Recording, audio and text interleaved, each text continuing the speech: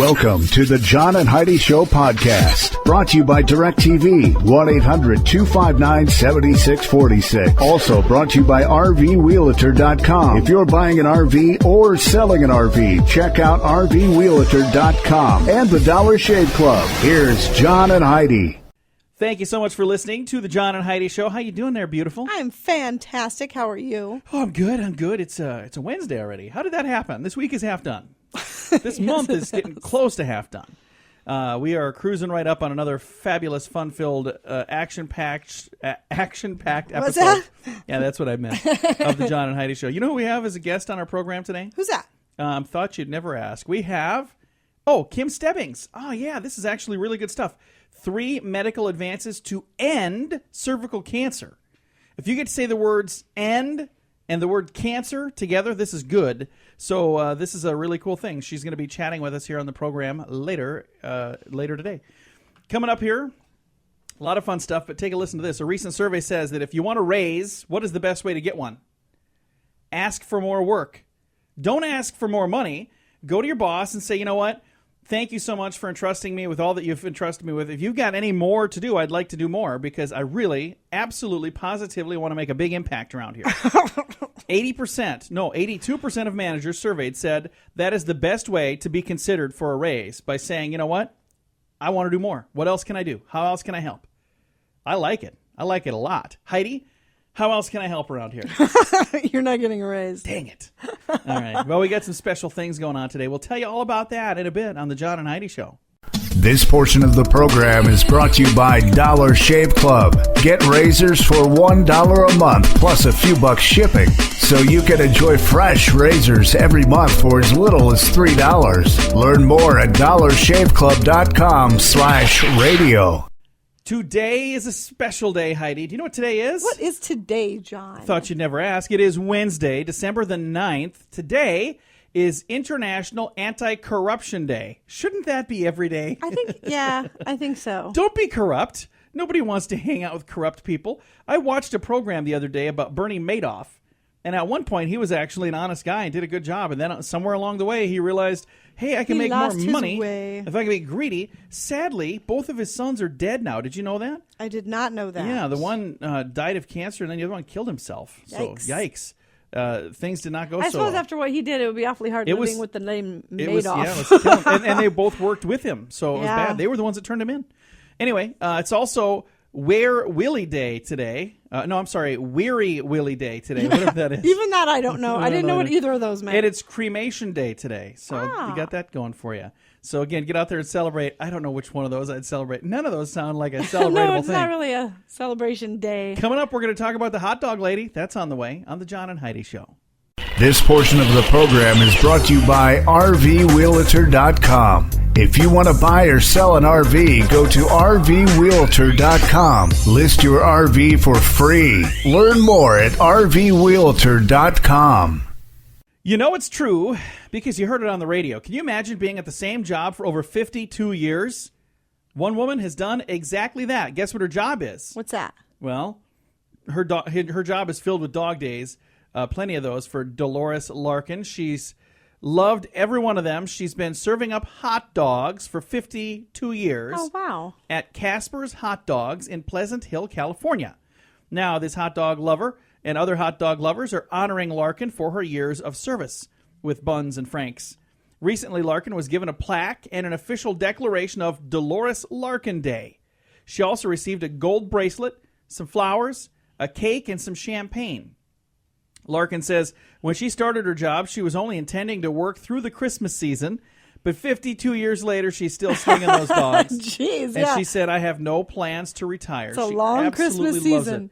Well, you know what? Here's the thing. If you find something that you do like to do, keep doing it. Yeah, absolutely. You know, even if you didn't plan on being there for a while. For her. She's loving it. She's slinging dogs at Casper's Hot Dogs in Pleasant Hill, California. That's so cute. I like hot dogs. You're not a big fan. You'll eat them, but you don't. I'll eat them. I wouldn't say I've ever thought, man, I could use a hot dog. I have. Yeah. I've stopped at gas stations to get gas station hot dogs, and you just look at me like I'm nuts. You're like, that's been rolling on that thing. I'm like, oh. I don't know what it is, the nitrates or something. I don't know. I like them. I like a hot dog here and there. But this Dolores Larkin, 52 years serving hot dogs. That's cool. I wonder how many owners they've had during that time. You think it's the same owners the whole time? Or if she's seen, owners and managers come and go. I'm sure she's seen managers come and go. But it'd be interesting to find that out. Anyway, happy Dolores Larkin Day to you. Wish we'd have known about that a little bit ago when we were talking about all those boring things that are going on today. But we got some good things to chat about. But you do know she's been there 52 years. You know it's true because you heard it on the radio. The John and Heidi Show is brought to you in part by the Keystone Treatment Center. This is your brain. And this is your brain on drugs. We share silly stories here on the program, but addiction is no joke. If you or someone you know suffers with an addiction to drugs or alcohol, make today the day you seek help. Call toll-free 844-204-1055. That's a toll-free number. Again? 844-204-1055. And this is your brain on drugs. If you're at Starbucks, do you really need more of a kick than the caffeine jolt you get anyway? Arkansas sheriff deputies say they arrested a man needing a little more boost in his coffee. He was parked right next to their unmarked cruiser outside of a Starbucks in Bentonville, and they saw the man take a sniff of some white substance off a small spoon. I'm pretty sure that was his creamer. Yeah, it was just a little creamer. Deputies confronted the man. He initially denied that he was snorting cocaine. Later, they said he did admit. Oh, my gosh. Deputies say they found 3 grams of suspected cocaine in his vehicle on him. The man faces charges of possession of a controlled substance, and he was taken to the Benton County Jail. So there you go. He might as well just saved his $6 and skipped the coffee. He really didn't need why it would if he was doing the other stuff Need a too. little pick-me-up. Snorting some creamer in my car. Don't do that, by the way. I mean drugs or snort creamer. Either one. Both are bad, just so you know. Coming up, we got a story about the worst car thieves in history. It's on the way. This portion of the program is brought to you by Keystone Treatment Center. Addiction is no laughing matter. Call Keystone Treatment Center toll-free at 1-844-204-1055. We got your moment of duh for you here on a Wednesday. The worst car thieves in history possibly are 2 men. They ordered a 69-year-old man out of his $100,000 black 2001 Audi S4 sports car. Sounds like a nice car. Mm-hmm. They told him to lie on the floor in his garage. After threatening the man and demanding his keys, the bandits climbed into his car. After one of the men's attempts to reverse the car failed, the second bandit jumped in the driver's seat. The pair were unable to get the car into reverse. One demanded the car owner, get off the floor and help us put this in reverse. It was at this point they committed an even bigger moment of duh. They asked the victim to demonstrate how to put the car into reverse before relying on him again for directions on how do we open your garage door. And they could have saved themselves a whole lot of embarrassment by just doing the OnStar thing themselves. That's how you just push this button right here. Yeah. So you just push this button right here. We can get we can help. They can help get these guys are stealing my car. They want to know how to get it into reverse. Can you help them out? Maybe call the police too. Anyway, worst car thieves ever. Coming up, we've got your scoop of the day. The Scoop of the Day is brought to you by Wells Blue Bunny. If you want delicious ice cream, be sure to look for the Blue Bunny. Sure to have your favorite flavors. Learn more at bluebunny.com. Now, your scoop of the day. Catherine Gatos of Atlanta, Florida, got a piece of debris in her eye. She was using a leaf blower, blowing leaves around, and all right, got a little bit of leaf fligging popped in her eye. She called some friends for help. Instead of bringing her the eye drops, they accidentally brought a small bottle of fingernail glue. Oh, my gosh. Yeah, that would be bad. She glued her eyeball shut. Can you imagine how much that would have hurt? Even just dropping the drops in your eye? Just thinking about it's hurting my eyes, so I don't like this idea at all. Anyway, with friends like that, you certainly don't need enemies. A study finds that Americans may have to double or even quadruple their current amount of exercise in order to keep a healthy heart. So if you want to be healthy, you're supposed to double or quadruple what you're currently doing for exercise just to keep up. Yeah, but 2 times 0 is still 0. So you're saying I need more than quadruple? I should start exercising? All right. Sega Toys of Japan is selling a new thing. It's a miniature playable grand piano that's only 10 inches long. So it's a itty-bitty tiny little grand piano that you can actually play. That's kind of cool. Yeah, good luck finding a 10-inch pianist. Pianist, as in piano player. Would you just... A study finds that Americans may have to double... Oh, hey, I just said that one. How about this? When When you know You your got all favorite, flustered. I know. When you know your favorite donut has 400 or more calories, do you still order it, Heidi? Yes. Yes. According to Carnegie Mellon, they say no matter how many calories and how much calorie information is on the menu, people still choose the food they like, not what they're supposed to be eating, even if it's healthier. So here's what I think it is. We look at it and we say delicious or nutritious. Right. Delicious wins. Delicious I'm going to go with always that wins. delicious. Nutritious, not bad, but we're going to go with delicious. All right. What book do you think has been crowned the most valuable book to humanity in England? The Bible. You are correct. The Bible has been crowned the book most valuable to humanity, beating out Charles Darwin's The Origin of Species and George Orwell's 1984. According to the survey, over 2,000 British adults found that 37% of the respondents said the Bible was the most valuable book of all time. 35%, so only 2% less, said The Origin of Species. The study was conducted by YouGov on behalf of the Folio Society. Have you ever heard of either of those things? I have not, but Nor I'm have not I. from Britain, so. There you go. It is in England. Surveyors responded with 30 different books they could choose from, both fiction and nonfiction, and they were asked to choose the 3 being the most valuable. Again, numero uno was the Bible, number 2 was The Origin of Species from Charles Darwin, and then number 3 was George Orwell's 1984. I've read the Bible, but I've not read Origin of Species. I've not read 1984. Our son has read 1984. He owns it. He says it's great. Is it good? So he said. Someday when I've got a week or 2 or 10 and I got nothing to do, maybe I'll just sit down and read that. There you go. Probably not, though. Just saying. Hey, scientists said they finally discovered why smokers tend to gain weight when they quit smoking. Why is that? Turns out that nicotine can rev up brain cells that normally signal people to stop eating when they're full.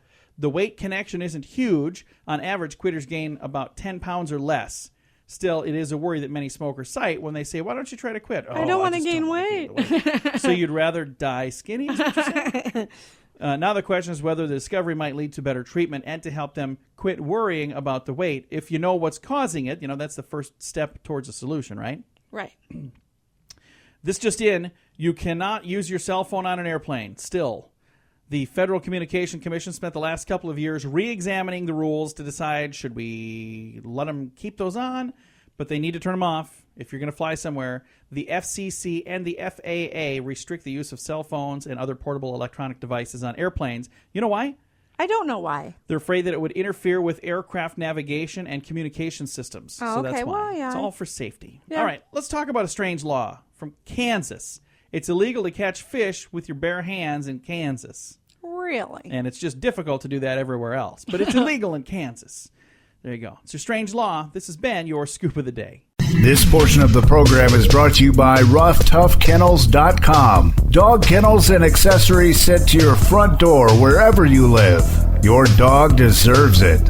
Learn more at RoughToughKennels.com. Thank you so much for listening to the John and Heidi Show. We've got a special guest joining us today from a group called DISIS, not ISIS, DISIS. Kim Stebbings is on the phone with us here. And Kim, how are you doing today? I'm doing great, John. How are you? Very good. I'm excited to talk to you about 3 medical advances that could end cervical cancer in our lifetime. When you hear the word end and the word cancer in the same sentence, this is always good stuff. What are you guys working on right now at DISIS? Well, we actually have a computer-assisted cervical imaging system that is used after an abnormal pap smear. So it's a very exciting new technology. It's actually the standard of care in the UK, and we last year came to the US and are just trying to spread the word to women who've had abnormal pap smears to make sure they're aware this is a wonderful new way to increase the sensitivity of the diagnostic procedure done after an abnormal pap smear. That is absolutely awesome. So when we talk about the 3 medical advances, is that just one of the 3 when you talk about the computer-assisted cervical imaging? Is that one of the 3 things? Exactly. There is a new test, and many women may be aware of it because doctors have been using it for a few years, but now there are additional typing, and it's actually been expanded to be used on younger women. So it's called the HPV test. That's human papilloma virus test.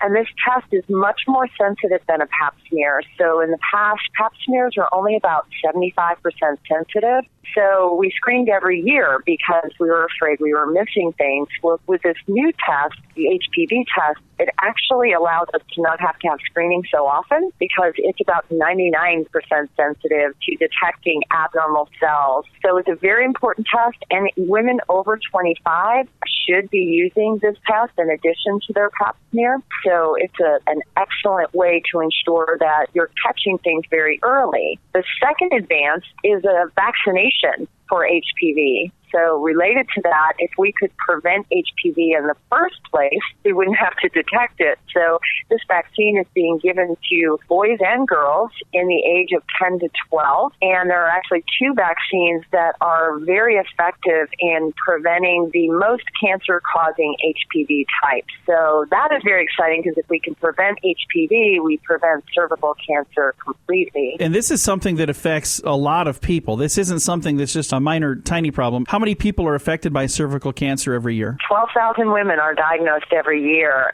So it's very important that they're screened and that people are taking preventative measures when they can. About 4,000 of those women die. So once you have it, it's very deadly. So we obviously want to ensure that we do everything we can to detect it and treat it early. So that really is where DISIS comes in. The imaging system we offer has a map, and the procedure that doctors use today is very subjective. They just look through a pair of binoculars at the cervix, and it's just their visualization, and hopefully they see the right areas to biopsy so they can detect these precancers early. What DISIS does is it adds another dimension to that exam. So it actually quantifies the changes in the cervix and helps the doctor fine-tune their biopsy selection so that they're more confident that they've gotten the worst spot. And that's what's important in the diagnostic procedure. If they don't find the worst spot, they may not treat it as early, and so it can get bigger and end up being an invasive situation. So the DISIS map is like a weather map. It's color-coded, so it's very visual. It helps the doctor also explain it to the patient because they can watch the entire exam while it's going on. And the map, it's the hot spots are red, yellow, and white, so they kind of pop out and help the doctor explain why they're taking biopsies in certain areas. It just helps the patient understand better what is really going on. We have seen significant increases in the detection of high-grade disease in our clinical studies that have been done in Europe, and now we have an 11,000 patient study going on in the U.S., which is also showing similar findings. We expect this will become the standard of care here eventually. Again, the company is called DISIS. Now, you guys are helping make sure that people have the right technology and designing it, but folks, they can have all the technology in the world. If you don't go in for testing, it doesn't help. So early detection is so important in diagnosing and helping to not just solve something, but prevent it, to help prevent this from happening. What age is it that people should start considering going in for testing on things like this? Women should start getting pap smears at the age of 21. At the age of 25, they should start getting pap smears and HPV testing. That is usually every 3 years, unless you have an abnormal test, and then the doctor may want to test you more frequently. Over 30, some doctors are actually increasing the frequency to every 5 years, as long as you have both the pap smear and the HPV test, and both of them are negative. But the doctor is the one that should tell you what your frequency should be because they know you, and they know if you have other risk factors, increase your risk of having cervical cancer. So you should always listen to what your doctor tells you. Bottom line is definitely get your screening test if you haven't had one. Don't avoid it. It just takes a few minutes. It's not painful. It's completely non-invasive. A little uncomfortable for us women to go through the procedure, but it's so important for preventing this very preventable cancer. Well, Kim, I appreciate you taking some time to chat with us and educate our audience on this. It's a very important thing, and we appreciate it tremendously. Thank you, John. Our website does have a list of all of the doctors and hospitals currently using the DISIS system. It's at DISISmedical.com. That's DYSIS medical.com. And there are a number of teaching hospitals and very prominent clinics around the U.S. using this now. So definitely ask your doctor about it. Thank you for doing what you're doing. I appreciate it a bunch. And thank you, John, for educating your listeners. I think it's very important. Definitely. Again, visiting today with Kim Stebbings, and Kim is with a company called DISIS, DYSIS Medical, and you can learn more about them on their website at DISISmedical.com. Medical.com. Thanks for listening to the John and Heidi Show. This portion of the program is brought to you by CarsForSale.com. If you're in the market to buy a car, truck, or van, find thousands of vehicles to choose from at CarsForSale.com.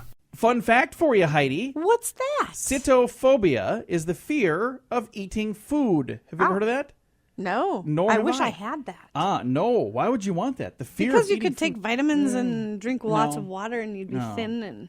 I don't think you could live on just vitamins and water. I don't think that's how it works. Hey, I had some vitamin water the other day.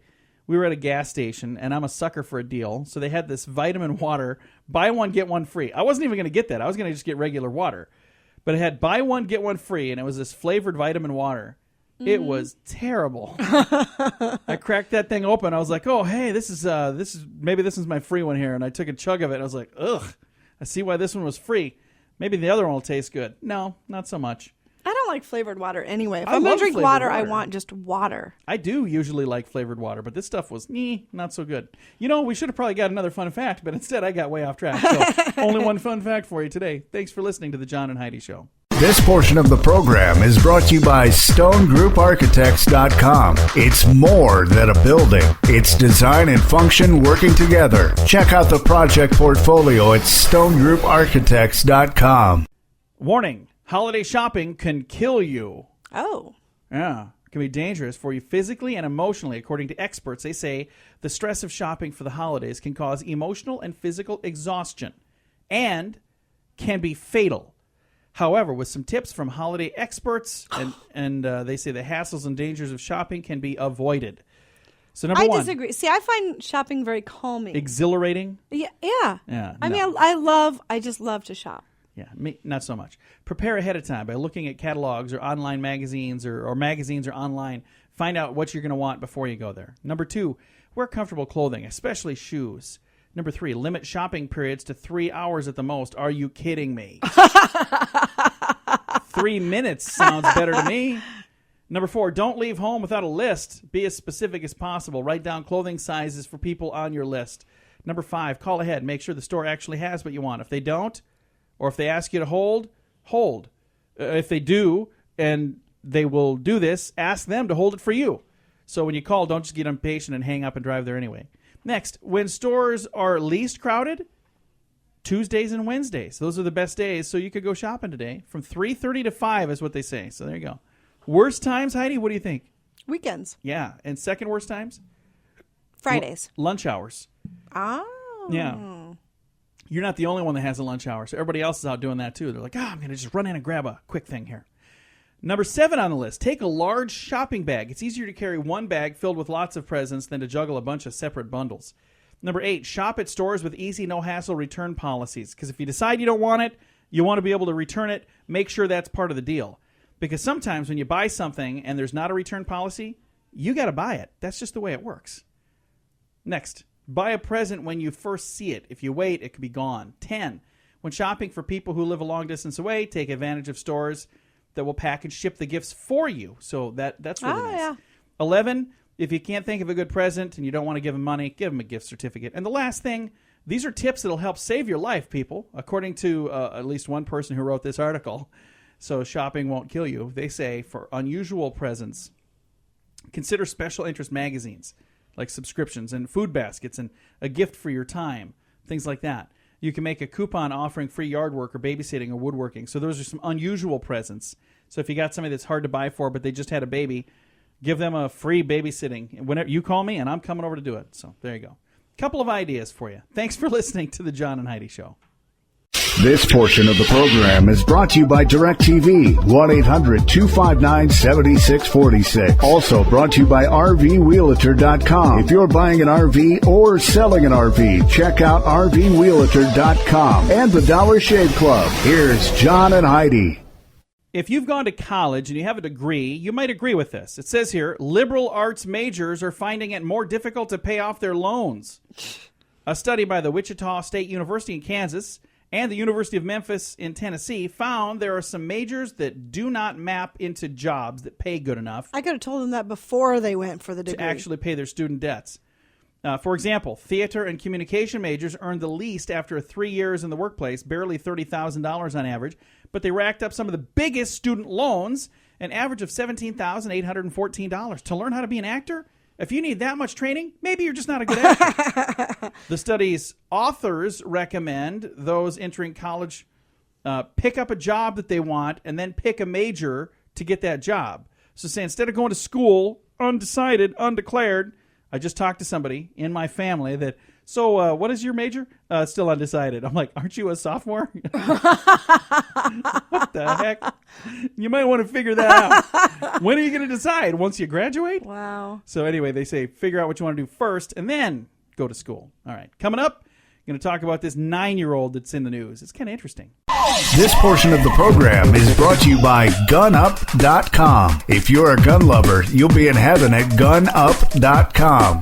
Built by experienced military veterans, shooting sports competitors, and publishing professionals. They have awesome stories and articles that are read by millions of gun enthusiasts. Check it out at GunUp.com. When you were a kid, did you ever watch Doogie Howser? Yes, I did. I did too. For those of you who have no clue what that is, it was about this guy that was a genius, young kid, and he was a doctor when he was, 16, 15, something like that? Yeah. So, and he was played by, what is that guy's name? I can't think of it right now. But this young man is 9 years old, Sho Yano. He dreams of becoming a doctor. The only thing is he doesn't want to wait till he grows up. What distinguishes him from the other youngsters is he plans on being in medical school within 5 years. He's 9 right now. Sho enrolled this fall as a full-time student at Loyola University, becoming the youngest student ever at the school. After being discouraged by schools because of his age, Sho convinced Loyola officials that he was ready for college work. He hopes to graduate at age 12 and enter their med school by age 14. Sho had to fulfill all the university's requirements for undergraduate, including a high school diploma, which he already has. He's only 9. He scored 1,500 of a possible 1,600 on the Scholastic Aptitude Test. He says, I'm not a genius. I'm gifted. Since I have this gift, I may in some ways be accountable to God to use the gift wisely without wasting it.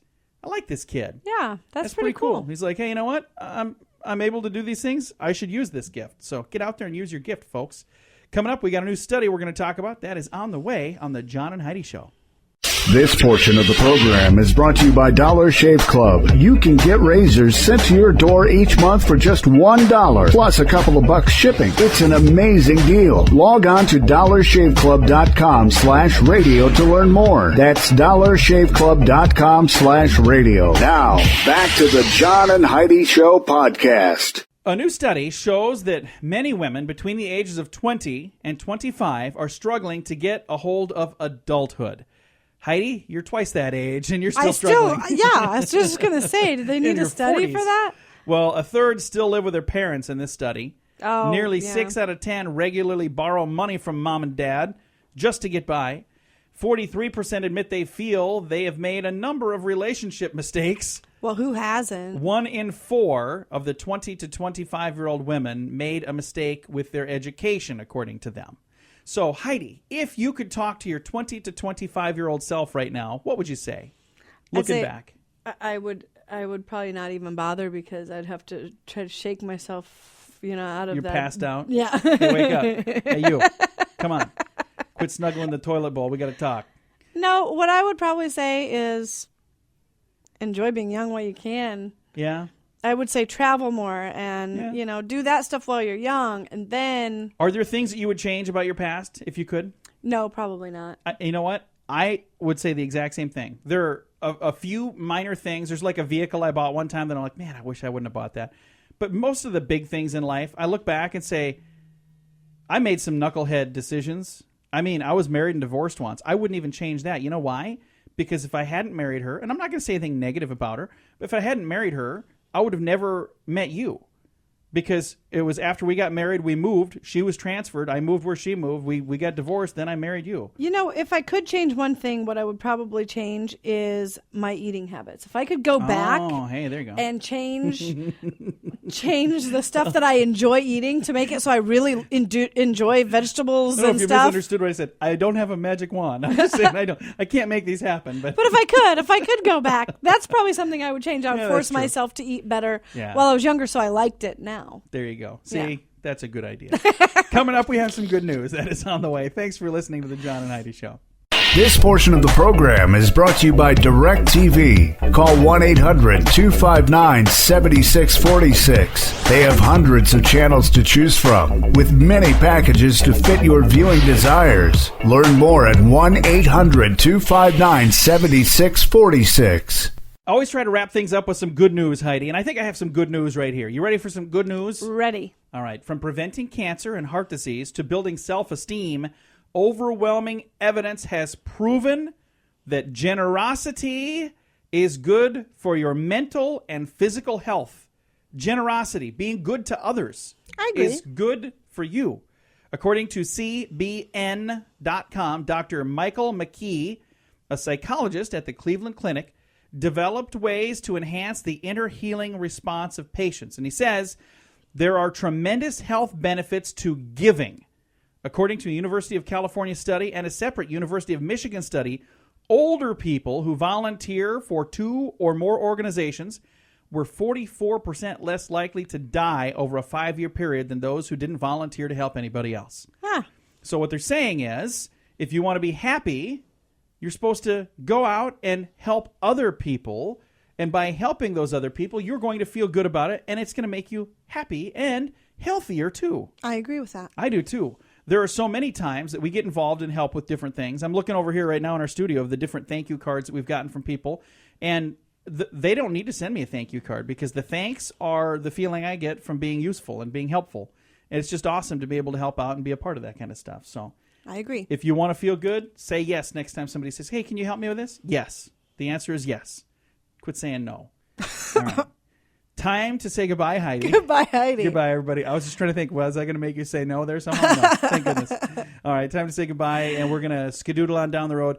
Be sure to come back and join us again tomorrow. We've got another guest, got a lot of fun stuff. We appreciate you joining us for a Wednesday edition of the John and Heidi Show. Time now for the bonus break, only available here on the John and Heidi Show podcast. It's the most intolerant time of the year. Oh, hey, I was supposed to say this break is brought to you by somebody, wasn't I? There you go. Yes, you were. Yeah, the Dollar Shave Club. Yeah. Check them out. DollarShaveClub.com/radio. You can buy their razors and send them to people. All right, what's Or you can keep intolerant? it for yourself.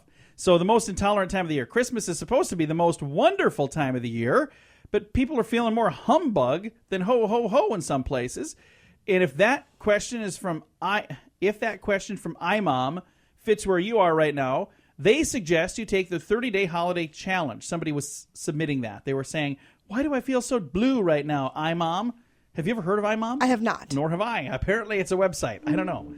But they're saying take their 30-day holiday challenge to add more meaning, more memories, and more joy to your Christmas. Their 30 days of suggestions include everything from hugging more to reaching out to the left out people. So if you know somebody that's going to be home alone, reach out to them. Reaching out to the left. That's not going to happen. Reaching out to your left side for no particular reason. And you can access all 30 days at the link on our Facebook page, facebook.com/John and Heidi Show. I put it there this morning so you can go check it out. Well, let's move on down here. You looking for... no, hey, this is something I thought was fun. I'm going to share. I'm sorry. I think we're both tired. I was not ready for this bonus break. Head on back home. No. I got one more thing. One more thing here, because then we'll be done here. 10 of the strangest products available for Christmas that feature Jesus. Now, I love Jesus. Yeah. I'm a Christian, but it would be very hard for me to, even though I'm a believer, it'd be hard for me to say I want any of these things. All right, what is it? And you can see images on our Facebook page if you want to go check it out.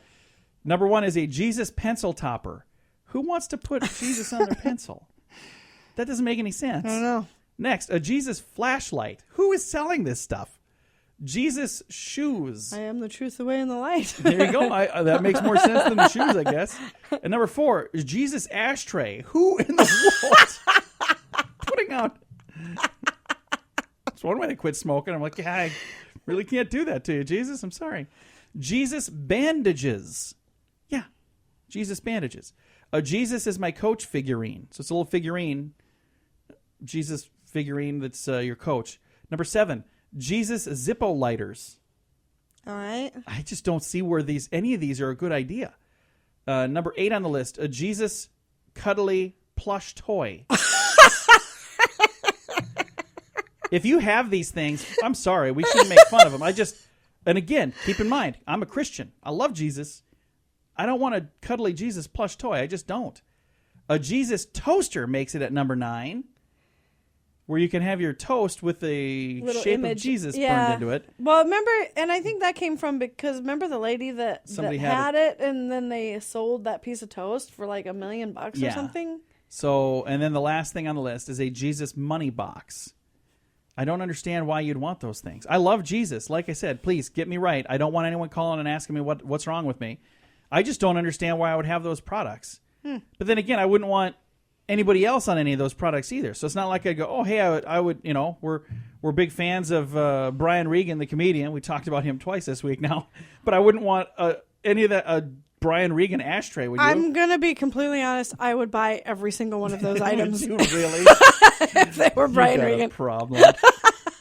All right, one last thing here. Looking for a fun way for your kids to count down until Christmas? Focus on the Family's Clubhouse magazine has a suggestion. They say cut strips of red and green construction paper about 8 inches long.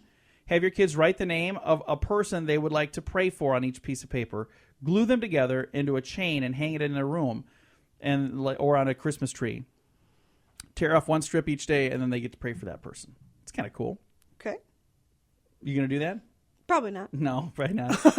But if it had I'll be Brian too Regan, busy snuggling with my Brian Regan plush toy. Brian Regan toy.